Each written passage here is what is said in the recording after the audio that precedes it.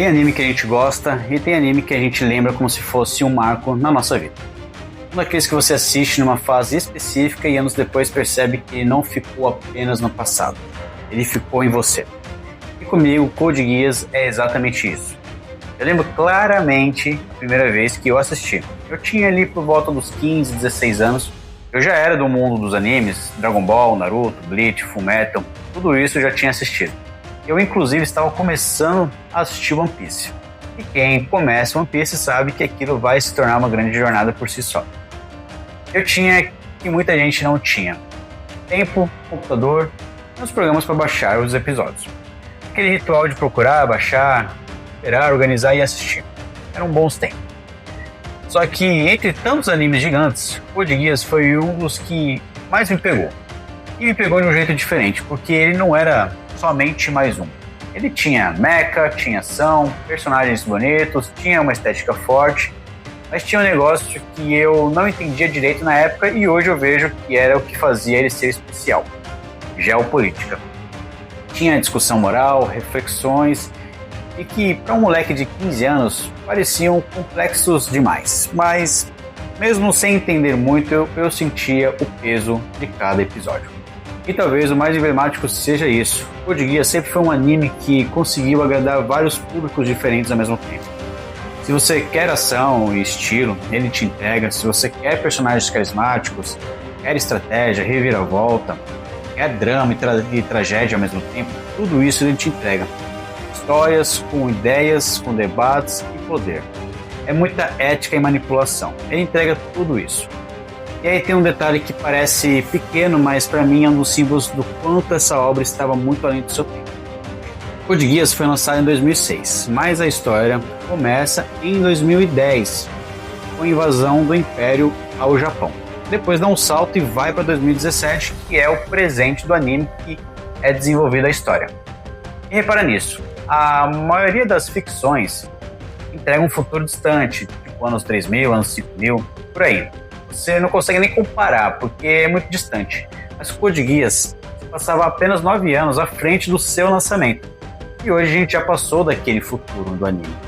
E também já se passaram 20 anos desde seu lançamento. Só que o mais bizarro é: o anime continua extremamente atual. E por que isso acontece? Porque o mundo de Code Geass não é tão distante assim. Ele é um si da nossa própria realidade.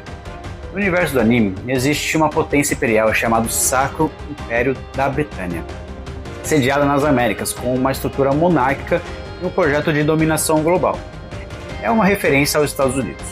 E aqui vem uma sacada interessante. Isso conversa diretamente com o nosso mundo, porque o Império Britânico real do nosso mundo historicamente dominou uma parte gigantesca do planeta por séculos, criando colônias e espalhando sua influência pelo mundo. Se esse império não tivesse perdido força como perdeu ao longo do tempo, se a história tivesse tomado outro caminho, a ideia de uma Britânia dominando o mundo não pareceria tão absurda. E no anime esse império domina quase tudo. Restam poucos blocos que resistem, como a União Europeia e a China. E isso é citado algumas vezes no anime, mas o Japão infelizmente cai. Em 2010 o Japão é invadido, anexado e apagado. E isso não é só no mapa, é na identidade das pessoas. O Japão deixa de ser o Japão e vira a Área 11, por ser o 11º território conquistado, e o povo japonês deixa de ser chamado de japonês e vira Eleven, ou seja, o número 11. Isso é pesado porque não é só uma conquista militar, é uma desumanização cultural. É você reduzir o povo inteiro a uma etiqueta. É como se o Império dissesse para eles: vocês não são mais quem vocês eram. E aí entra um ponto que eu falei e continuo achando emblemático.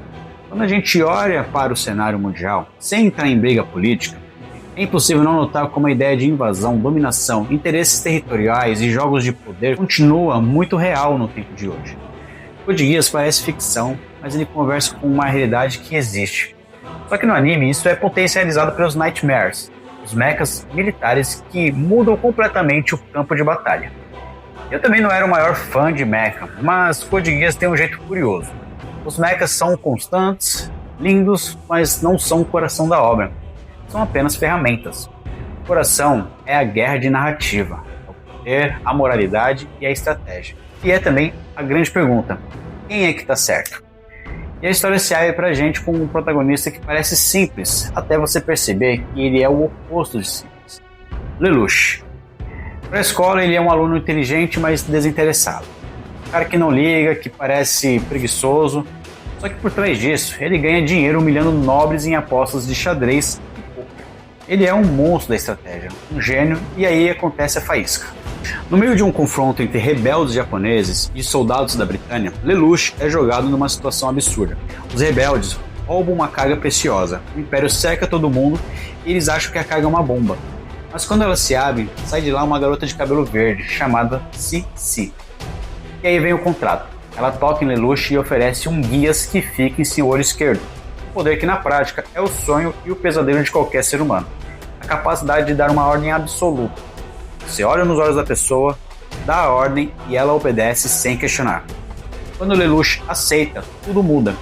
O primeiro uso já mostra o tom. Secado e prestes a morrer, ele manda os soldados se matarem e eles obedecem. Ali nasce um detalhe importantíssimo. O de guias já te avisa que o protagonista não vai ser um herói bonzinho. Ele vai ser pragmático. Ele vai fazer o necessário e sujar as mãos. E com isso, Lelouch decide não apenas sobreviver, ele decide jogar o jogo grande, ou seja, derrubar a Britânia. Ele assume uma identidade, coloca uma máscara e ele se torna um símbolo chamado Zero. E o Zero vira a esperança para os Elevens, mas também vira um pesadelo para o Império. Só que Code Geass nos dá uma rasteira logo no começo. A gente descobre que Lelouch faz parte da família real. Ele é um príncipe, um herdeiro. E aí a motivação dele aparece de verdade.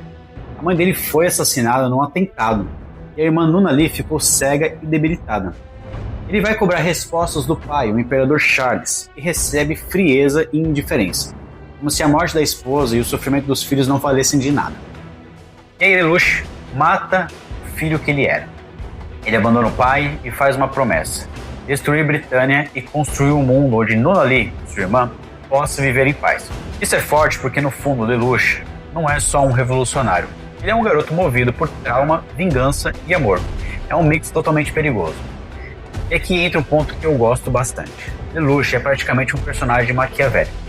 Ele é o tipo de líder que separa a ética e a política. Ele entende o mundo como ele é, não como deveria ser. Ele aceita que o ser humano é egoísta, imperfeito e manipulável. O lema dele, mesmo quando ele não diz, é aquele conceito clássico: os fins justificam os meios. Então conhecemos Suzaku, que é o espelho moral perfeito de Lelouch.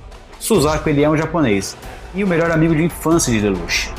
E ele escolhe o caminho oposto. Ele acredita em mudar o sistema por dentro. Ele vira um soldado honorário de Britânia. Só que mesmo assim, ele é tratado como lixo. Isso aparece de forma cruel, quando ele se recusa a executar pessoas inocentes para provar sua lealdade. Um soldado de Britânia simplesmente atira nele sem hesitar. Como se dissesse: você é totalmente descartável. Ou seja, o sistema que ele quer reformar não o enxerga como humano. E o conflito moral dos dois vira o motor do anime. Lelouch quer derrubar tudo por fora e Suzaku quer consertar tudo por dentro. E nenhum dos dois é puro, nenhum dos dois é inocente. E conforme Lelouch cresce como Zero, uma coisa fica clara: Code Geass não tem um antagonista fixo como Death Note tem o Eren. Aqui os desafios mudam, um inimigo cai e outro já aparece. Primeiro é Clovis, depois Cornélia, depois outros jogadores entram, e isso dá um ritmo frenético para sempre. Parece realmente uma guerra, um tabuleiro que muda o tempo todo. E no meio disso tudo, o anime ainda constrói relações pessoais fortes. Karin é uma mistura de soldado rebelde com emoção reprimida. Shirley se apaixona por Lelouch sem entender quem ele realmente é de verdade. Nina com uma obsessão que depois vira algo mais doentio e perigoso. E é claro, Cici, sempre carregando mistério. E aí tem um arco que pra mim é uma virada de chave emocional e temática: o arco do Mal e da Shirley. Mal também é um usuário de guias. Ele consegue ler a mente das pessoas. E o que parecia um superpoder vira uma maldição. Ele não consegue mais desligar o seu poder. Ele escuta tudo o tempo todo. E a vida dele vira insuportável. Isso é importante porque mostra que o Guias não é só uma ferramenta. É totalmente perigoso, viciante e se torna até uma maldição. Quando esse arco explode, Shirley descobre a verdade. Descobre o peso das ações de Zero. Descobre que o pai dela morreu por conta da guerra que Lelouch alimenta. Lelouch, pela primeira vez, encara de frente o impacto real das decisões dele. Ele tenta pedir perdão, mas prefere usar o Guias para apagar a memória de Shirley. Repare que isso é extremamente pesado. Ele sacrifica o amor e a conexão humana para proteger ela, mas também proteger o plano dele. E isso define muito o Lelouch. Ele sacrifica tudo, até a própria felicidade. Só que nada prepara você para o que acontece com Eufêmia. Eufêmia é a prova de que Code Geass não é preto no branco, que ela é da família real, mas é genuinamente boa. Ela é uma idealista. Ela tenta coexistir pacificamente. Ela quer devolver a dignidade para os Elevens. Ela tenta até criar uma zona administrativa especial, onde japoneses podem viver como cidadãos normais, sem estigma. E por um breve momento você pensa, caramba, talvez exista um caminho de paz sem sangue. E até mesmo o próprio Lelouch chega a balançar com a ideia. E começa a acreditar que isso pode dar certo. Só que aí acontece o pior momento para mim do anime. O Guias dele evolui e ele acaba perdendo o controle do seu poder. E uma frase que era só uma brincadeira vira uma ordem absoluta para Eufêmia. E se eu mandasse matar todos os japoneses? E ela cumpre a ordem. E aí nasce um massacre. É um dos momentos mais pesados do anime, porque Eufêmia não é uma vilã cometendo maldade. É uma pessoa boa sendo forçada a virar um monstro. E isso destrói tudo. Destrói a esperança de paz, destrói o emocional do Suzaku e destrói a estabilidade moral de Lelouch. Lelouch só tem uma coisa a fazer: matar Eufêmia. E você entende que mesmo quando ele quer o bem, a estrada que ele escolheu trilhar deixa muitos cadáveres pelo caminho. Essa tragédia é o que amadurece o personagem. Ele percebe que não controla tudo e que algumas ações não têm volta e que arrependimento não desfaz o estrago. E a história vira uma escalada gigantesca. Existe até um time skip, uma reviravolta, pai de Lelouch mostrando que o jogo é bem mais alto do que parecia. Existe manipulação de memória, novos usuários de guias e até uma ordem secreta, uma mitologia por trás do poder. Isso é uma coisa curiosa, porque Code Geass tem uma camada mística que, se você tentar explicar só falando, parece confuso. Mas dentro da experiência do anime, ele serve como um pano de fundo para uma pergunta maior. O que você faz com poder? O que você faz com trauma? O que você faz quando o mundo te obriga a escolher entre dois males? No meio disso, Lelouch vai perdendo as coisas. Perde amigos, perde a paz e até mesmo a humanidade. E um ponto que dói muito é perceber que o sonho dele, que era proteger a sua irmã Nunari, começa a se tornar uma contradição, porque ele faz coisas horríveis em nome dela, e isso o afasta exatamente dela. E chega um momento em que ele percebe que está virando exatamente aquilo que ele odeia. Quando tudo parece encaminhar-se para um final normal de guerra, Code Geass faz o que, para mim, é o maior golpe de genialidade da obra de todos os animes, de todos os tempos. O Zero Hacking. E aqui eu vou narrar do jeito certo, porque isso é o que faz tanta gente colocar Code Geass acima de Death Note. O Lelouch, depois de vencer, finalmente toma o trono. Ele se torna o imperador. Ele concentra poder e se torna um tirano. O mundo passa a odiar Lelouch. Todo o ódio do planeta tem um alvo. E aí, num grande desfile público, o imperador sendo exibido como símbolo de domínio, surge Zero. E Zero atravessa a multidão e chega perto para matar o imperador. Quando isso acontece, você entende. Tudo era um plano de Lelouch. Lelouch escolheu ser o vilão do mundo inteiro para que o mundo pudesse se unir contra ele.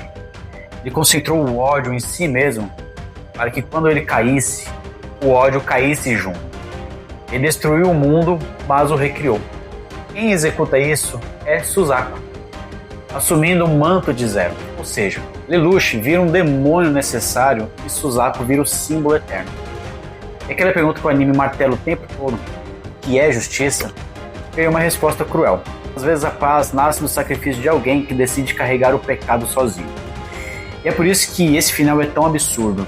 Ele é emocional, simbólico, político e narrativo ao mesmo tempo. Ele fecha a história com impacto. E não é só surpreendente. Ele é inevitável quando você olha para a trajetória inteira.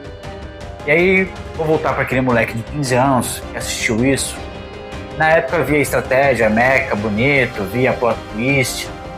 Mas hoje eu vejo uma obra que discute poder, propaganda, imperialismo, moralidade, liderança e sacrifício. E fez isso sem ficar chato, sem perder o ritmo.